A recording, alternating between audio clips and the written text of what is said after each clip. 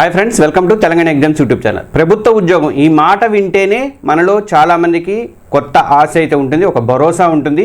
లక్షల మంది యువత తమ జీవితాలని, తమ కుటుంబాల భవిష్యత్తుని మార్చుకోవాలని చెప్పేసి ఈ రూట్ని అయితే ఎంచుకొని ఉంటారు.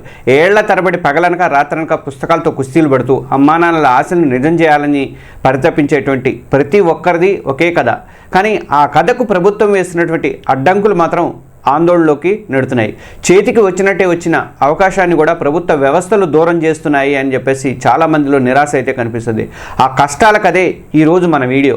ఒక సర్టిఫికెట్, రెండు పెద్ద ప్రాబ్లమ్స్, నెల తరబడి అల్లరిగేలాగా తిరిగినా దొరకనటువంటి క్యాస్ట్ సర్టిఫికెట్లు, ఇన్కమ్ సర్టిఫికెట్లు, ఈడబ్ల్యూఎస్ సర్టిఫికెట్లు, అర్ధరాత్రులు ట్రై చేసినా కూడా ప్రభుత్వ సర్వర్ల నుంచి స్పందన ఉండట్లేదు.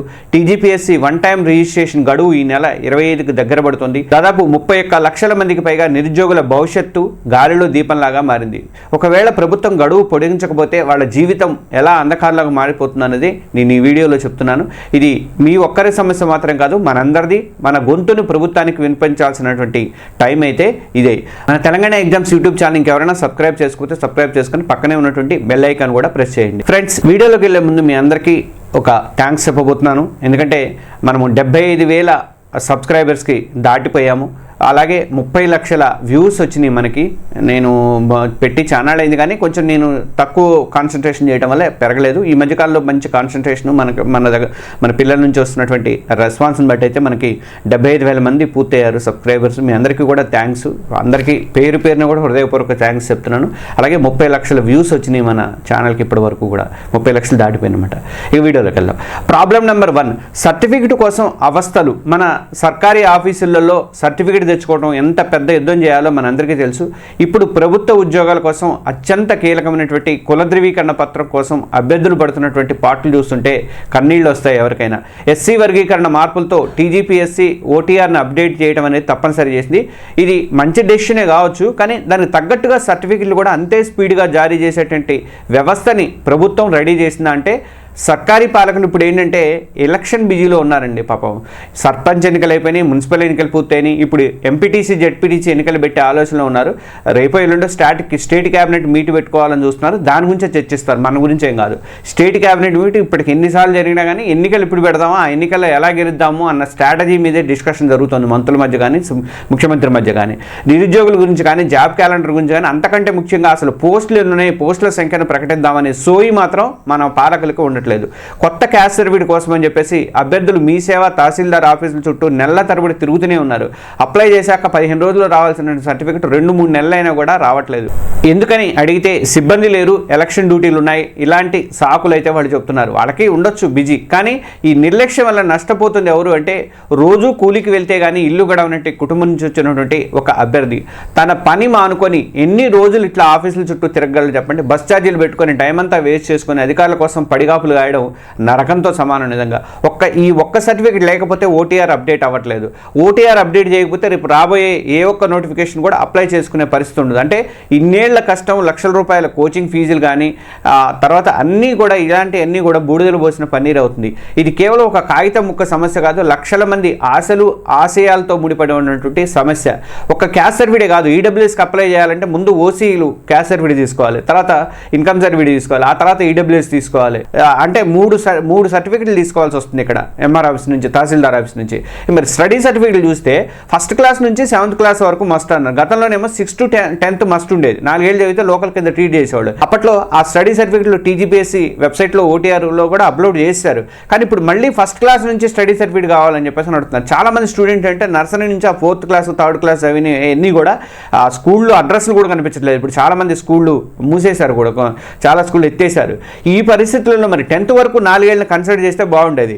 ఇప్పుడు ఆ 1st క్లాస్ నుంచి స్టడీ సర్టిఫికేట్ లేకపోతే అసలు వెబ్సైట్లో ఓటీఆర్ అసలు ముందుకే కదలటలేదు, అసలు సబ్మిటే కావట్లేదు. మరి ఇక సెకండ్ ప్రాబ్లం ఏంటంటే సర్వర్లు అయితే సర్కస్లు చేస్తున్నాయండి. ఒకవేళ అష్టకష్టాలు పడి అధికారులు బతిలాడో బామాలో కాళ్ళు పట్టుకోనో సర్టిఫికేట్ సంపాదించినా కానీ అక్కడితో కష్టాలు ఏమి తీరట్లేదు.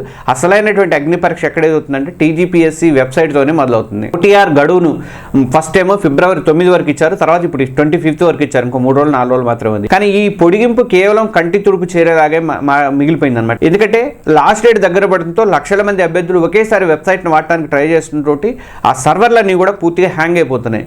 లాగిన్ అవ్వడానికే నిమిషాలు టైం పడుతుంది. ఓపిక్గా వివరాలు నింపుతుంటే చివరిలో సర్వర్ బిజీ లేదంటే ఎర్రర్ 503 ఇలాంటి మొత్తం క్రాష్ అయిపోతుంది. అప్పటి వరకు రాసింది మొత్తం కష్టపడి చేసిందంతా కూడా మొత్తం పోతుంది, వృధా అయిపోతుందట. ముఖ్యంగా ఫోటో కానీ సంతకం అప్లోడ్ చేసినప్పుడైతే ఆ కేబీలలోకి మార్చినా కానీ అది అప్లోడ్ కావట్లేదు, నరకం అయితే వాళ్ళకి నెట్టింపు అవుతుంది. ఇక పల్లెటూళ్ళలో ఎంత పరిస్థితి ఎంత దారుణంగా ఉంటుందో తెలుసు. అరకొరగా ఉండేటువంటి ఇంటర్నెట్ సిగ్నల్స్తో పాటు ఆ సర్వర్లు కూడా మరాయించడంతో మామూలు పోరాటం చేయట్లేదు పల్లెటూళ్ళలో ఉన్నటువంటి క్యాండిడేట్స్ మొత్తం కూడా. చాలామంది పగలంతా ప్రయత్నించి ఇసుకుపోయి అర్ధరాత్రి పూట అయితే ఎవరు తక్కువ మంది ఇది ఉంటుంది కదా, సర్వర్లో కొంచెం తక్కువ ఇది ఉంటుంది కాబట్టి అందుకనే వాళ్ళు ఏం చేస్తున్నారంటే అర్ధరాత్రి దాకా ఉండి లేదంటే అర్ధరాత్రి తర్వాత 2 గంటలు 3 గంటల టైంలో నిద్ర మానుకొని ఇంటర్నెట్ సెంటర్లో బతిలాడుకొని అక్కడ పడిగాపులు అయితే కాస్తున్నారు. ఒక ఆన్లైన్ అప్లికేషన్ ప్రక్రియను అభ్యర్థులు ఇంత శారీరకంగా మానసికంగా ఇంతలా హింసించడం అనేది డిజిటల్ తెలంగాణ అని చెప్పుకోవడంలో చాలా సిగ్గుచేటిది. మన పాలకులు మళ్ళీ ఢిల్లీ, దావోసు, చైనా ఇట్లాంటి చోట్లకి వెళ్ళేసి ఇంటర్నెట్లెస్లో మేమే ఫస్ట్ లేటెస్ట్ టెక్నాలజీలో ప్రపంచాన్నే మించిపోతున్నాము, ప్రపంచ రాజధాని అయిపోయింది హైదరాబాద్ అని చెప్పి గొప్పలు చెప్పుకుంటుంటారు. నేను ఏ సదస్సులో కూడా సీఎం ఇలాగే మంత్రులు కానీ సీఎం కానీ మన వాళ్ళందరూ బాగా ఊరుకున్నారు. కానీ ఇంత జరుగుతుంటే గడువు పొడిగింపులు ఉండవు అని చెప్పేసి టీజీపీఎస్ ఏమో వార్నింగ్ ఇస్తుంది. ఒకటి అంటే ఇది పుండు మీద కారం చల్లినట్టుగా పరిస్థితి. సమస్యను పరిష్కరించాల్సిన వాళ్లే బాధితులను భయపెడుతున్నటువంటి పరిస్థితి అయితే మనకి తెలంగాణలో కనిపిస్తుంది. ఇక ఈ 2 సమస్యల మధ్య అభ్యర్థులు నలిగిపోవడమే కాదు, వారి కుటుంబాలు కూడా మానసికంగా కుంగిపోతున్నాయి. ఈసారైనా ఉద్యోగం కొడతావా బిడ్డ అని ఆశగా చూస్తున్నటువంటి తల్లిదండ్రుల ఆశలు అయితే ఆవిరైపోతున్నాయి. ఒక్కసారి ఆ అభ్యర్థి స్థానంలో మిమ్మల్ని మీరు ఊహించుకోండి. ముఖ్యంగా తెలంగాణ రాష్ట్రాన్ని పాలిస్తున్నటువంటి ముఖ్యమంత్రులు కానీ మంత్రి కానీ ప్రజాప్రతినిధులు కానీ మీరందరూ ఊహించుకోండి. నిరుద్యోగులు పడుతున్నటువంటి కష్టం ఏంటో మీకు తెలుస్తుంది. పగలంతా ఆఫీసుల చుట్టూ తిరిగి రాత్రంతా మొరాయించేటువంటి ఆ సర్వర్లతో యుద్ధం చేసి నిద్రలేని రాత్రులు అయితే చాలామంది గడుపుతున్నారు. ఎంత మానసిక ఒత్తిడికి గురవుతున్నారో ఆలోచించండి. అదృష్టం బాగుండి ముందుగానే సర్టిఫికేట్ ఉంది ఓటీఆర్ పూర్తి చేసుకున్న ఫ్రెండ్స్ అయితే ఎగ్జామ్స్కి ప్రిపేర్ అవుతున్నారు.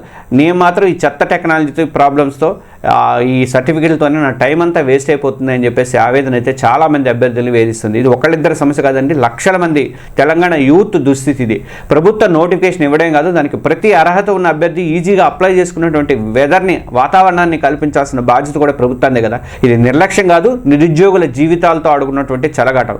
ప్రభుత్వానికి నా విజ్ఞప్తి ఒక్కటే, సమస్యలు చెప్పడమే కాదు పరిష్కారాలు సూచించడం కూడా. నేను 26 ఇయర్స్ జర్నలిస్ట్గా నా బాధ్యత అది. అందుకే లక్షల మంది అభ్యర్థుల భవిష్యత్తును దృష్టిలో పెట్టుకుని రాష్ట్ర ప్రభుత్వం టీజీపీఎస్సీకి తెలంగాణ ఎగ్జామ్స్ తరపున నేను కొన్ని స్పష్టమైనటువంటి పరిష్కారాలు అయితే సూచిస్తున్నాను. ఫస్ట్ ఏంటంటే ఓటీఆర్ లాస్ట్ డేట్ని వెంటనే ఎక్స్టెండ్ చేయండి. సర్టిఫికెట్ల జారీలో ఆలస్యం కానీ సర్వర్ల ఫెయిల్యూర్స్ కానీ ఇవన్నీ లెక్కలో తీసుకొని ఓటీఆర్ అప్డేట్ని ఇమీడియట్లీగా గడువు పెంచండి. ఇంకో 4 రోజులు కనీసం 30 రోజులు అయినా పెంచండి. ఈ అభ్యర్థులకి రిలీఫ్ అయితే ఇస్తుంది. రెండోది ఏంటంటే సర్టిఫికెట్ల ఇష్యూని స్పీడప్ చేయాలి. కులం కానీ ఆదాయం సర్టిఫికెట్లు కానీ ఈ సర్టిఫికెట్ల జారీ కోసం అని చెప్పేసి రెవెన్యూ ఆఫీసులలో స్పెషల్ డ్రైవ్లు పెట్టాలి. వాళ్ళు మొన్నటిదాకా ఎలక్షన్స్ బిజీలో ఉన్నారు కాబట్టి ఇప్పుడు టీజీపీఎస్సీ అభ్యర్థుల కోసం అని చెప్పేసి ప్రత్యేకంగా కౌంటర్లు ఓపెన్ చేయాలి. వాళ్ళ అప్లికేషన్లు స్పీడ్గా ప్రాబ్లమ్స్ అన్నీ స్పీడ్గా పరిష్కరించే ప్రయత్నం అయితే చేయాలి.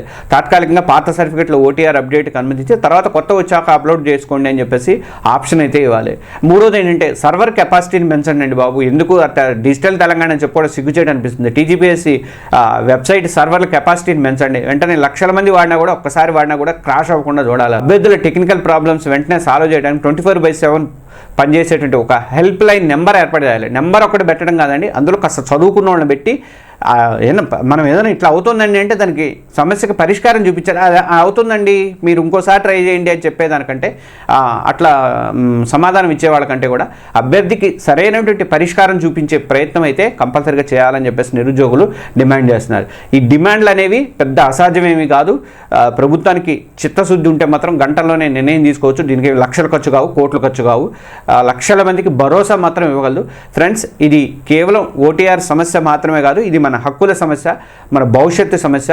ప్రభుత్వాల వైఫల్యానికి వ్యవస్థల నిర్లక్ష్యానికి మనం బలవ్వడానికి వీల్లేదు. అసలు ఒక సర్టిఫికెట్ ఒక సర్వరు మన కళల్ని చంపకూడదు. కాబట్టి మనమందరం కలిసి మన గొంతును వినిపిద్దాం. షేర్ చేయండి ఈ వీడియోని మీ ఫ్రెండ్స్కి వాట్సాప్ గ్రూపుల్లో, ఫేస్బుక్లో ప్రతి టీజీపీఎస్సీ అభ్యర్థికి చేరేలాగా 31 లక్షల మంది కూడా చేరేదాకా ఈ షేర్ చేయండి. మన సమస్య తీవ్రత అనేది అందరికీ తెలియాలి. మన ఒక్కరికే కాదు, ఎమ్మెల్యేలు, ఎంపీలు, మంత్రులు అందరికీ చేయాలి. ప్లస్ కామెంట్ చేయండి, మీరు ఎదుర్కొంటున్న సమస్య ఏదైనా ఉంటే, మీ ఆవేదన ఉంటే అది కింద కామెంట్స్లో చెప్పండి. ప్రతి కామెంట్ కూడా మన పోరాటానికి బలమైతే ఇస్తుంది. ఇక ట్యాగ్ చేయండి సోషల్ మీడియాలో సీఎం ఆఫీస్ కానీ, టీజీపీఎస్సీ చైర్మన్, మంత్రులు, ప్రజాప్రతినిధులు, మీ ఎమ్మెల్యేలు, మీ ఎమ్మెల్సీలు వాళ్ళందరికీ కూడా ట్యాగ్ చేయండి. అట్లా ప్రతిపక్ష నాయకులు కూడా ట్యాగ్ చేయండి, వాళ్ళన్న కనీసం పట్టించుకుంటారు మన సంగతి. హ్యాష్ట్యాగ్లు ఎక్స్టెండెడ్ టీజీపీఎస్సీ ఓటీఆర్ అని, హ్యాష్ట్యాగ్ టీజీపీఎస్సీ సర్వర్ డౌన్ అని, తర్వాత మరో హ్యాష్ట్యాగ్ జస్టిస్ ఫర్ ఆస్పిరెంట్స్ అని, ఇట్లా మన హ్యాష్ట్యాగులతో నిరసన అయితే తెలియజేయండి. మనం మౌనంగా ఉంటే విలువైనటువంటి ప్రభుత్వ ఉద్యోగాన్ని కోల్పోతాము. మనం ఐక్యంగా పోరాడితే ప్రభుత్వం దిగిరాక తప్పదు. గుర్తుపెట్టుకోండి, మన పోరాటం మన ఉద్యోగం కోసం, మన ఆత్మగౌరవం కోసం. జై హింద్. Thank you.